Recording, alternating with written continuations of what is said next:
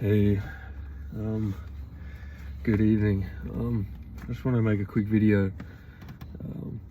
I know it's probably strange, but I just needed to put this out. The Lord showed me something in the scriptures that I think is crucial. I've known it for quite some time, and it's very interesting, but I think it's crucial for the church to know at this point in time, given all this alien UFO sightings in America nonsense, not CDC, but Pentagon releasing 50 years of UFO data in America, garbage. They may have something, but it's not aliens.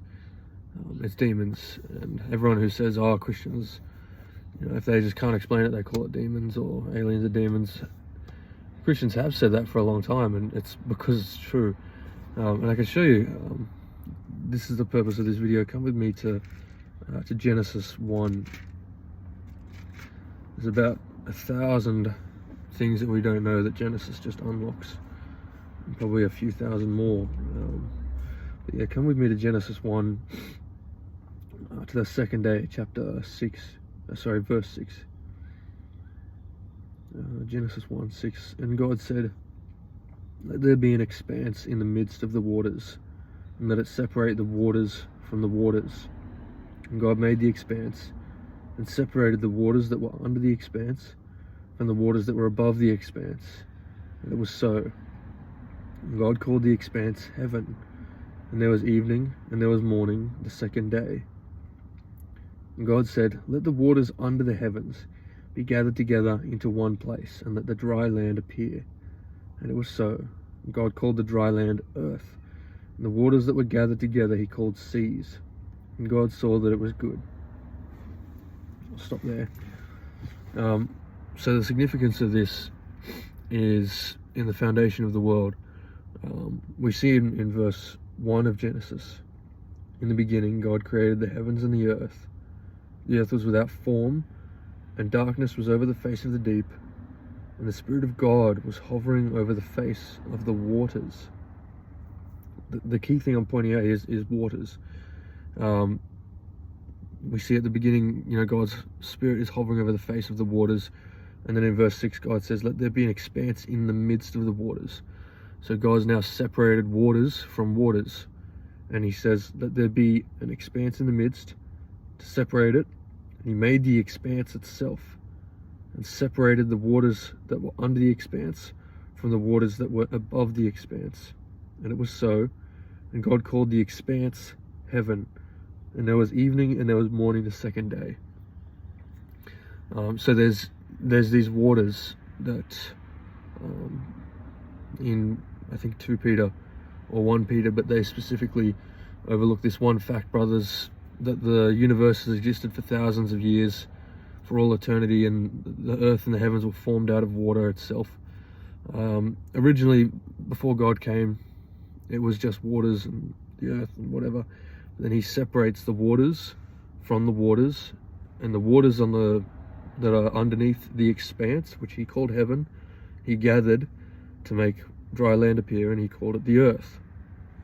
And then we've got this above the earth expanse that the Lord has made, and above the expanse which the Lord has made, which is called heaven, we have the other waters.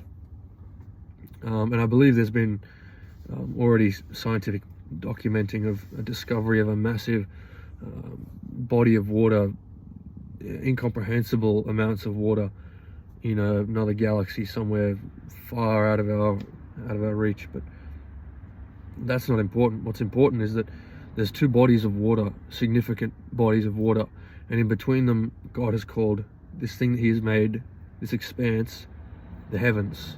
Other translations call it the void or the sky.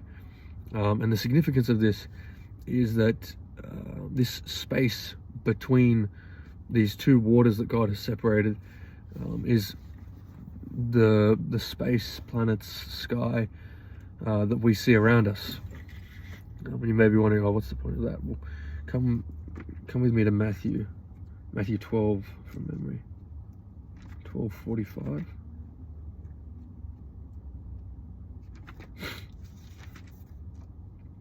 Matthew 12. Yes, 43. Matthew 12:43. Jesus says, when an unclean spirit has gone out of a person, it passes through waterless places, seeking rest, but finds none. Then it says, I will return to my house from which I came. When it comes, it finds the house empty, swept, and put in order. Then it goes and brings with it 7 other spirits, more evil than itself, and they enter and dwell there, and the last state of that person is worse than the first. So also will it be with this evil generation. So, the Lord showed me this a while ago in putting these things together, because I was always wondering what the significance of that verse in Genesis, that there's waters in the heavens, what's actually above the heavens.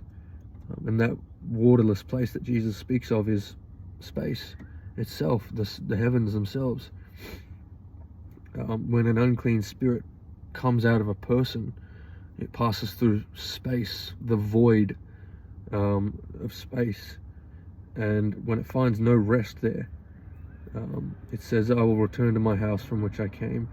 And when it leaves that place, and when it comes, it finds the house empty, swept, and put in order. Then it goes and brings with it 7 other spirits, more evil than itself, and they enter and dwell there, and the last state of that person is worse than the first. Significance of this, I'm not going to teach on demons, but Ephesians also talks about this. Ephesians 5 or 6. For we wrestle not against flesh and blood, but against powers, principalities, rulers, and forces of evil in the heavenly places. Not in the earthly places, in the heavenly places. These Jude talks about them as being celestial beings in one translation. Another translation, in my translation, they're referred to as certain people.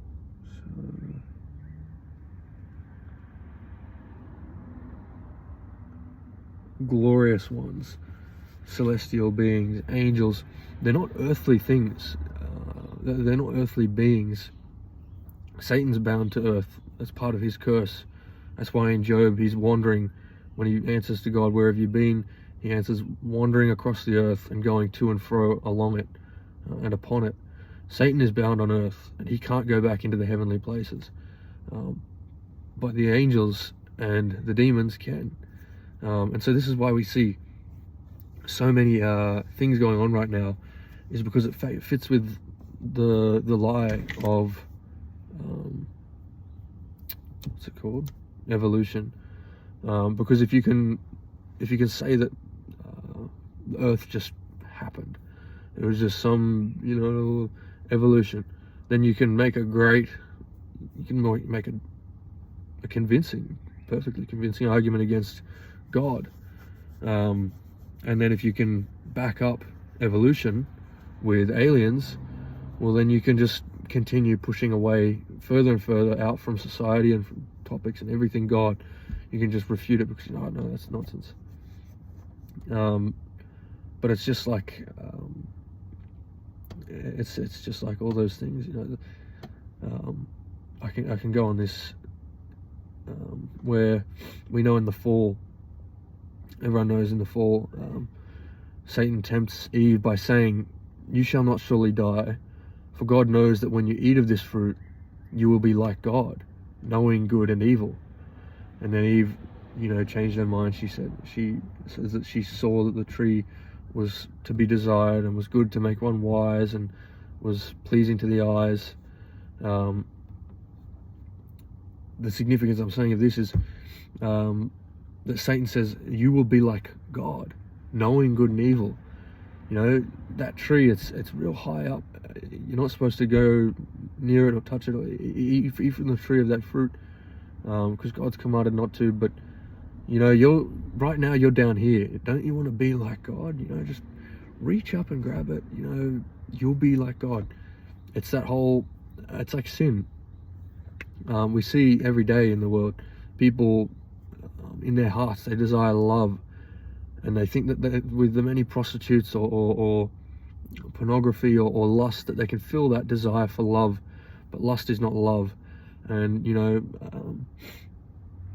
absence of noise and being in a place that is audibly quiet doesn't mean you have peace in your heart.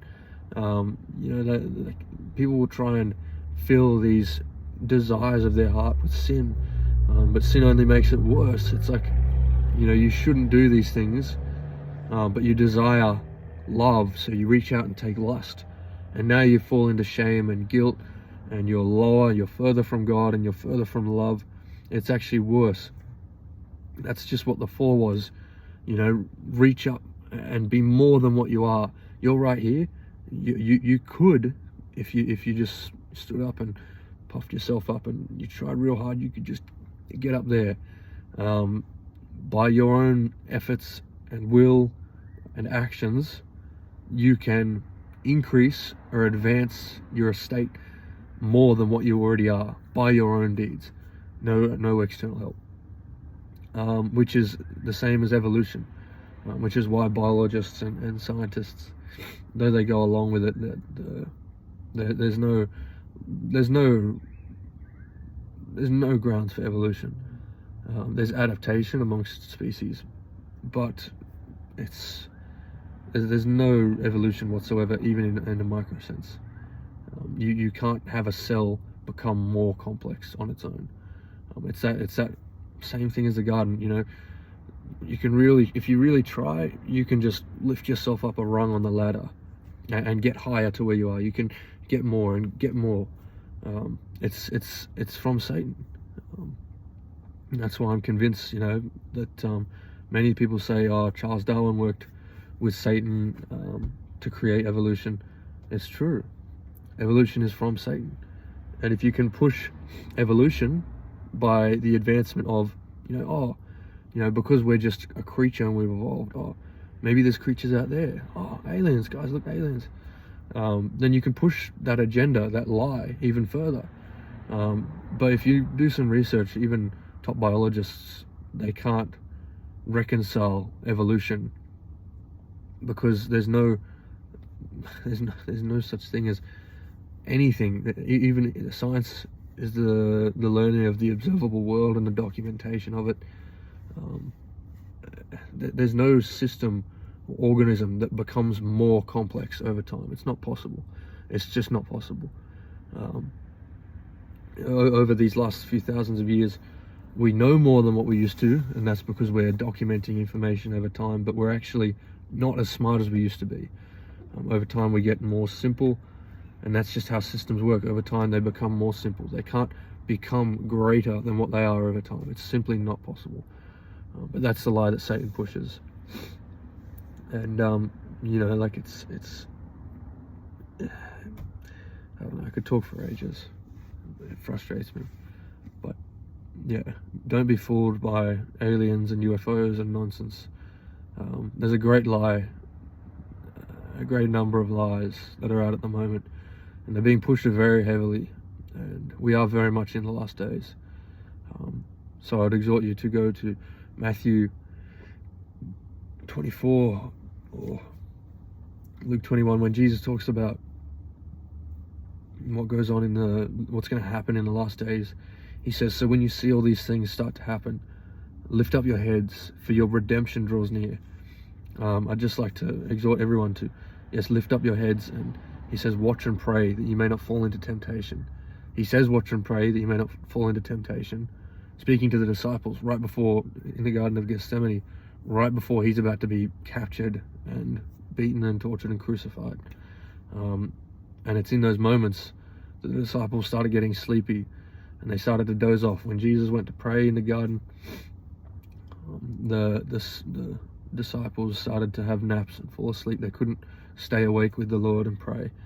But I would just encourage everyone to stay awake and to watch and to pray, because the Lord is very near. And that's not a bad thing. That's actually a great thing. I'd rather be with him and away from all the lies that the world pushes and the falsehood and all the disgusting things that go on. I'd much rather be with him. So God bless, and yeah, stay awake. Amen.